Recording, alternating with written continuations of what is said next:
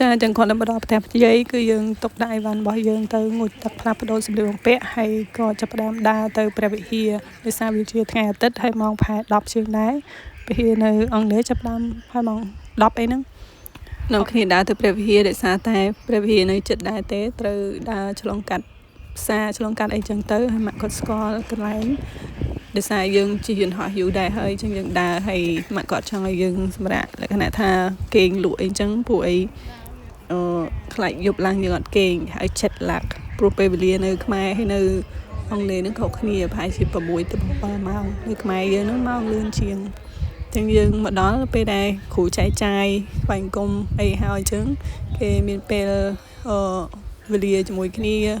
ញ៉ាំនំឬក៏ផឹកតែអញ្ចឹងទៅគ្រីគាត់មានរបស់គាត់លេងអីធម្មតាអញ្ចឹងទៅមួយគេមួយឯងហើយម៉ាក់គាត់មានមិត្តភ័ក្តិមានអីនៅនឹងគាត់ក៏ណែនាំពួកយើងឲ្យពួកគាត់ស្គាល់ដោយសារតែតែងយាយឲ្យពហិដែរយាយក៏ធ្លាប់មកដែរអញ្ចឹងពួកគេស្គាល់យាយស្គាល់ម៉ាក់ស្លាប់ស្រុកគេធំហើយពុំដល់កពុំអញ្ចឹងពេលចាប់កម្មវិធីថ្វាយបង្គំនិងញ៉ាំអីជាមួយគ្នាហើយយើងក៏ចេញមកក្រៅនៅខាងព្រះវិហារហ្នឹងគឺមានសួនមានផ្កាមានអីចេញមកមើលហើយផ្កាស្រុកគេហ្នឹងខុសពីផ្កាយើងនិយាយទៅផ្កាអត់ដែលស្គាល់ទេអត់ដូចផ្កានៅស្រុកយើងនៅផ្កាម្ដើមគឺសិតតែផ្កាតែម្ដងអត់មានស្លឹកមានអីទេខែ summer គេហ្នឹងគឺជាខែដែលផ្កាដើមឈើអីរីកស្គូស្គីហើយខ្ញុំអ្នកចូលចិត្តថតចូលចិត្តអីផងហ្នឹងគឺថាអើយឃើញផ្កាឃើញអីខ្វាកតែម្ដងស្អាតចង់ថតផ្ទុកកាមេរ៉ាទូរស័ព្ទមើលផ្កាមើលអីរួចហើយយើងក៏ដើរទៅផ្សារពួកអីនៅក្បែរហ្នឹងដែរត្រូវការទិញរបស់របរប្រើប្រាស់តិចតួចរបស់ហូបចុកព្រោះពេលហ្នឹងអត់ទាន់ញ៉ាំអាហារពេលថ្ងៃនិយាយម៉ោង12ថ្ងៃត្រង់ហើយនៅផ្សារ mall គេsorry ហើយនេះគឺជាទីប្រជុំជនរបស់ខេត្តបូស្កុំ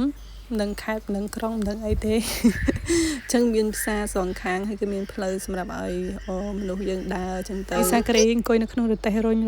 នឹងគឺយាយតាំងពីយាយគាត់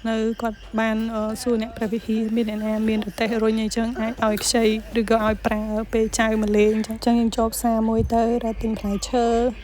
ទិញម្ហូបតិចតួច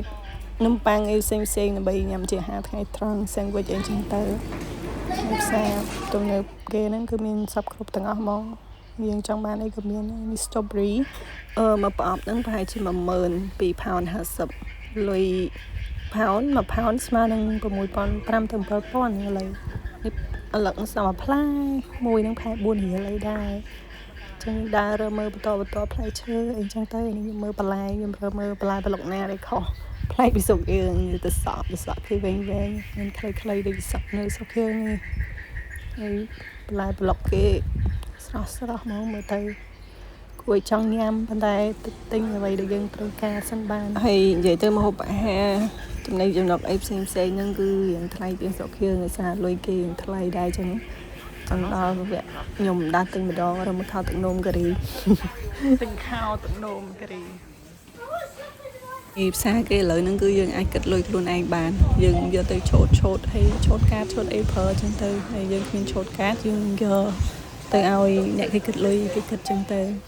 ចឹងយើងទិញរបស់របរចាប់សពគ្រប់អស់ហើយយើងក៏ដើរត្រឡប់មកផ្ទះវិញចាប់ផ្ដើមដោះអាវល្ងាចចេញហើយព្រោះយើងក្តៅដែរហ្នឹងពេលខ្លះក្តៅពេលខ្លះត្រជាក់ពេលដោះអាវវាត្រជាក់ពេលពាក់វាហប់ពេកលើមកដល់ផ្ទះយាយវិញហើយម៉ាក់រុញប្តីកាន់របស់របរទៅខ្ញុំនឹងគិតទៅពីដើរថតខ្វាកលថតហ្មងហើយមួយកលាបធំមែនតើមួយហ្នឹងលក្ខណៈប៉ានដៃយើងហ្មងដាំអីក៏ស្អាតដាំអីក៏ដុះខៀវខ្ចីស្ងាត់តែម្ដងដៃនោះក្រោយនោះដើមប៉មអញ្ចឹងរៀបចំអាហារពេលថ្ងៃគឺមានអីច្រើនទៅមានសិនវិចបន្លែហាមសាច់គោសាច់ជ្រូកអីចឹងទៅវាងាយស្រួលក្នុងការយើងញ៉ាំសាការីពេលញ៉ាំរួចរាល់ហើយយើងរៀបចំឲ្យបែរវ៉ាន់ដាក់ទុកអីតាមកន្លែងដែលយើងត្រូវផលអញ្ចឹងទៅអូយគេចាញ់ដើរហើយ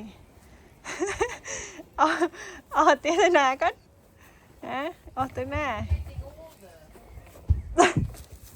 ទៅដែរម៉ាក់ថត ទៅទៀតហើយដើរទៀតហើយមិនតាន់ឈប់ទេ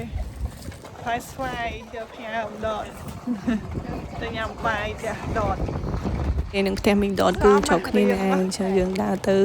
យើងស្វាយកាហ្វេបងស្រីឲ្យគាត់ហើយទៅពីញ៉ាំបាយហើយចិត្តស្វាយចិត្តអីឲ្យគាត់ញ៉ាំចឹងទៅ